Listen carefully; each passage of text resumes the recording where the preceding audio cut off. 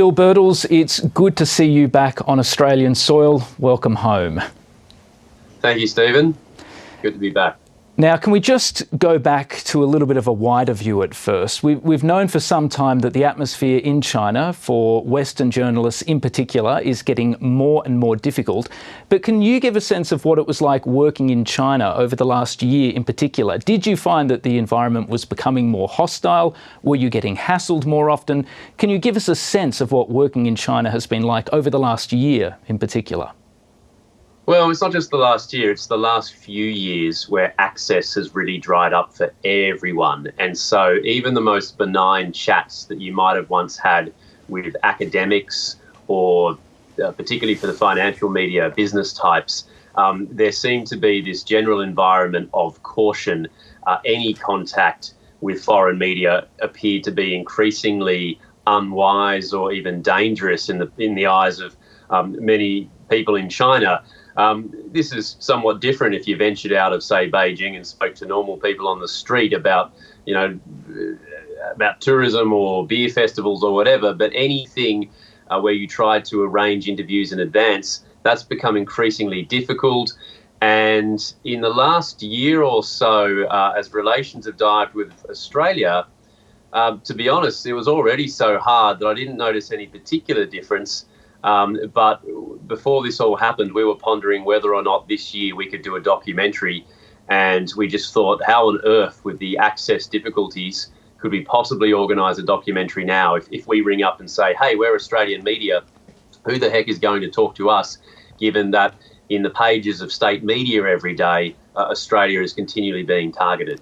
All right, well, let's go back to this pretty extraordinary week that you've just endured. Now, DFAT first came to you early last week, and basically said you should get out of China. Now, did they say why you should get out of China? What was the specific threat? Initially, their information wasn't specific. In other words, they were saying, look, we advise you to get out, but they weren't giving us a specific reason to do so. And being a cynical journalist, I just sort of thought, well, this is going to be a very drastic move. If the only two remaining Australian media journalists pull out of China based on Australian government advice, then this will be interpreted by the Chinese government as a political move. It will make it very, very hard for Australian media to get back into China in future. But by midnight on Wednesday, the knock at the door came, and there were 6 state security police plus a translator. And so clearly at the time I thought, well, the Department of Foreign Affairs, their advice wasn't bad. They had a hunch something was going on. And that's when this standoff, this diplomatic game of chess really commenced. All right, well, let's go back to the police. What did the police say to you on that Wednesday night? There was that knock on your door around midnight. What did the police say? They told you couldn't leave China. Did they say why you couldn't leave China? Yeah, it was extraordinary. I think it's unprecedented. They knocked on the door. Just think about it, midnight. Why midnight? They knock on the door to say, we are from the Beijing Department of the National Security Bureau, and we're here to tell you that you are involved in a case. And for that reason, you are not allowed to leave China. And I was actually scheduled by this point to be on a flight the next day due to the warnings that I'd been receiving from Australian authorities. And so it sort of appeared as though the National Security Police were aware of these warnings. It almost felt like a courtesy call saying, don't go to the airport the next day because there's an exit ban. Even more curious, they said, don't worry, your freedom of movement is assured. It's just you're not allowed to leave. And they said, what's your number? We're going to, they would already know my number, but what's your number? We're going to ring you tomorrow afternoon to organise a chat. And so on one hand, this is urgent enough for them to rock up to my front door at midnight with a total of 7 people to tell me I'm involved in a state security case. On the other hand, they're saying, hey, we'll ring you tomorrow afternoon to organise a chat. It posed more questions than answers, that visit. And did they say at that point what that national security case was, or did they make it clear? Were you a suspect in any way? Were you being targeted? Were you actually at the core of this investigation, or were you simply incidental? Their language was, you're involved in a case. And although they didn't define it, it very much sounded like I was a person of interest in an existing case. I was not the prime suspect. And certainly their behaviour, we'll call you tomorrow afternoon for a chat, made it seem to me like I was not the one who was being targeted so much as perhaps somebody that they wanted to talk to about a different case. But you were understandably rattled, presumably, by this. This is a fairly intimidating move, an extremely intimidating move by the police. You made a decision to go to the Australian Embassy. Why did you make that decision?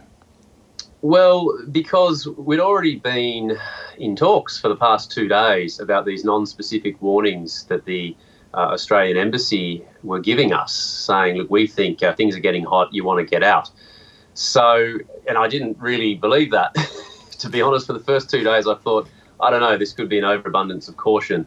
So when the police turned up and they didn't want to detain me on the spot, and they didn't seem to be in any great rush to even talk to me, in some ways, I wouldn't say it felt like a relief, but it sort of felt like, okay, so something is going on, but maybe it's not quite as dire as people feared.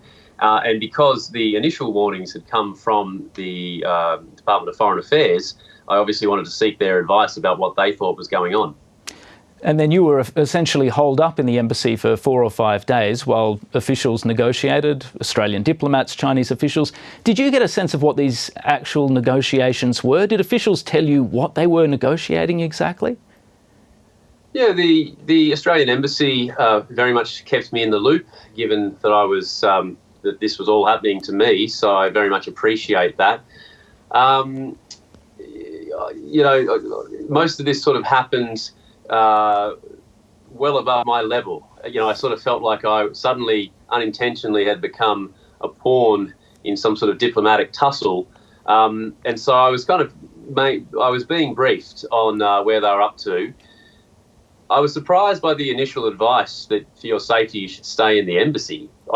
This just kept escalating day in, day out. I thought, oh, I'll go over there and just get some advice. And before you know it, I'm hauled up in the embassy. I'm told that I'm not allowed to. It's always my choice, remember. They always say you're free to do what you want. But our advice to the ABC is that you don't leave.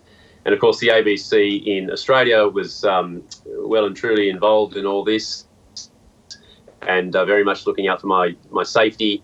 So it just sort of escalated to the point where I was living at the embassy and awaiting the news of talks between the Chinese side and the Australian side. And it wasn't clear to me how that would pan out. I even wondered if I would be stuck at the embassy for many weeks. Now, the Chinese officials said they had a specific case that they wanted to speak to you about. What was that case, and why were they so interested in it? Not surprisingly, it was the case involving the Australian state TV presenter Cheng Lei. She was detained last month. The Australian Foreign Affairs Minister Marise Payne publicly confirmed that on the Monday, just 2 days before police came to my door. So I expected that was the case they wanted to talk about. But I know Cheng Lei, but not particularly well. And Mike Smith down in Shanghai, I think had only met her all at once in his life. So we didn't seem like the two most logical people that you would talk to if you really wanted to talk about her situation. So was it your assessment that this was probably an act of intimidation, or did the Chinese state conclude that all Australian journalists were potentially suspect in the wake of Cheng Lei's detention? Having gone through the interview or the interrogation, however you want to frame it, with the police, I believe the whole episode was really more one of harassment of the remaining Australian journalists rather than a genuine effort to try and get anything useful for that case. Because in the end, we had quite a wide-ranging discussion with the police, It touched on things like Australia-China relations. It touched on things like, did you ever report on the Hong Kong national security law? What sort of channels of information did you go to? But it seemed to me the two of us, Mike Smith and myself, were kind of odd people to interview or interrogate if it was really just about that case. So it sort of felt to me like the whole episode was about harassment. In other words, this is a farce. This is the pretense of an investigation as much as anything. It felt very, very political, Stephen, and I very much felt like a diplomatic tussle in the broader Australia-China relationship more than anything specific related to that case. All right. Well, eventually DFAT does manage to secure an agreement from the Chinese officials that if you do submit to that interview, you can leave the country. You then decided to depart. You departed on Monday night. Were you nonetheless nervous when you were waiting there at the gates at Beijing airport, waiting to go through customs? Did you suspect that you might not be able to leave, or were you fairly confident in the assurances that the Australian government had given you that you would be able to leave, that exit ban had been lifted? The biggest concern was prior to my interview with the Ministry of State Security Police. That was a situation where, although there was a lot of coordination and a lot of attempts to make sure that conditions were as safe as possible, I was told we can't 100% guarantee your safety, that this is not some sort of ruse to detain you. But having come through the other side of that discussion, which took more than an hour in a Beijing hotel, I was pretty convinced that I'm not going to be detained. The exit ban, the exit ban, there was an undertaking that it would be lifted. So I thought that would likely happen, although when it actually came time to try and leave in the day in Shanghai, the exit ban had not been lifted.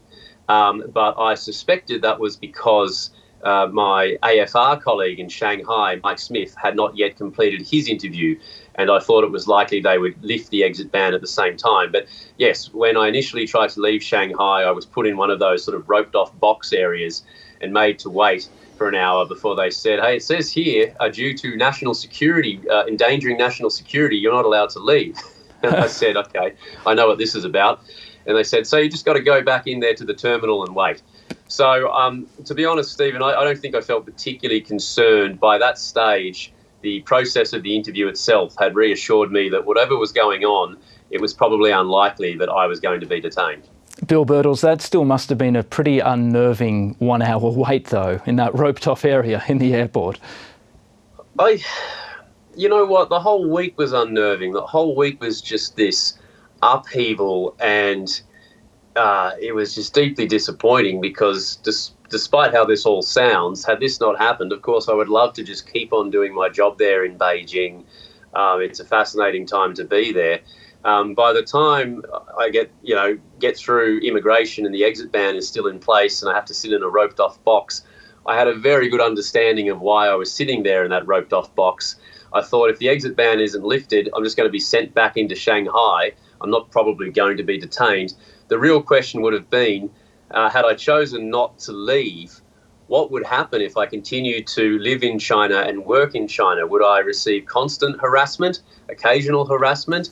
No harassment? Would my visa be renewed when it's next up in October? Would my Chinese colleagues face difficulties? There are a lot of unknowns. Bill, what do you think this episode says about the way that China is changing? As you've observed, there are now no accredited Australian journalists with Australian mainstream media outlets. What does this say about China under Xi Jinping? I just think that unprecedented things are increasingly happening there. And this was part of the reason why there was so much concern. The idea that a journalist would be detained is unprecedented, a foreign journalist in modern China. And yet there's a feeling now that you can't rule out these things happening. Now, in the end, in this episode, we weren't detained, but it was still a first that we were forced to, we had an exit ban put on us and forced to submit to these national security interviews. So it certainly says China is heading in a increasingly authoritarian trend. We've seen that year after year, and I think it will help Australians and everybody just be more and more clear-eyed about the nature of the Chinese government in its current state. All right, last question, Bill Birtles. Do you want to go back? Yes, I do. I don't think I'll be able to go back for probably a few years. We even had this discussion during the interrogation, where the lead interrogator was suggesting, oh, you'll be wanting to come back to China in future. And I said, well, not if you treat me like this, talking about, being bailed up by the cops. But look, I've devoted a huge part of my life to China. It's been, for many, many years, a place that I wanted to work and to cover, and that remains the case, and it's not going to happen anytime soon. But hopefully the winds of change might blow in one way or another, and the window to get back there in future at some point reopens. All right, Bill. It's good to have you back, and thanks for your time speaking to us this afternoon. Thanks, Stephen.